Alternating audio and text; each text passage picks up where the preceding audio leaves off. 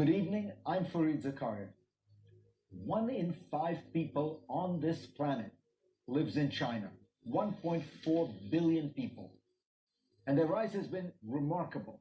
In just a few decades, cities 3 times the size of New York sprang up out of dusty farm fields. 800 million people climbed from poverty to the middle class. Beijing now has more billionaires than any other city in the world. China is, of course, a dictatorship. It forbids political expression, religious freedom, anger the government, and you can simply disappear. But for years, this once closed country seemed to be opening up. Not anymore. One man has changed the course of history. China's supreme leader, Xi Jinping. Supreme Leader Xi Jinping. Look, China has had many leaders like Xi in the past. One more capable than the other. And they have brought China to ever greater heights. It's never what they said but what they did. And what they did is just following China tradition of feudalism.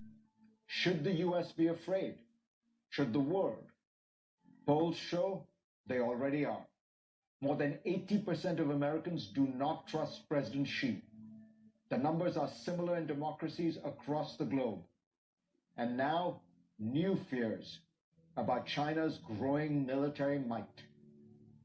Who is Xi Jinping? What does he want? Let's start with 2 crucial days this year.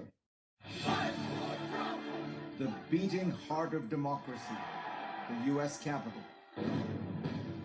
The beating heart of communism, Tiananmen Square. The certification of a new American president.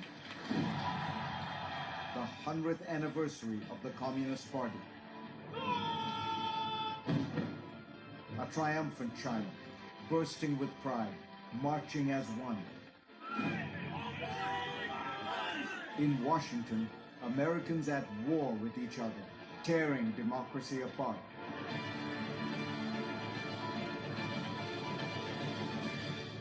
The Chinese government saw that. Xi Jinping is said to have watched January 6th with revulsion. That cannot happen in China. No. None of that is acceptable to the Chinese government.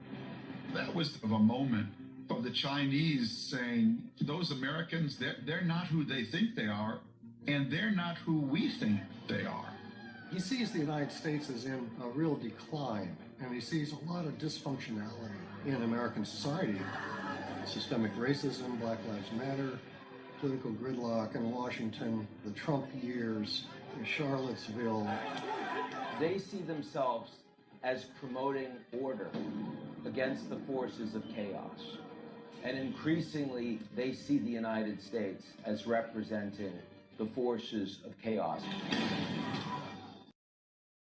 What Xi Jinping wants, whatever it is, it has not whatsoever to do with America.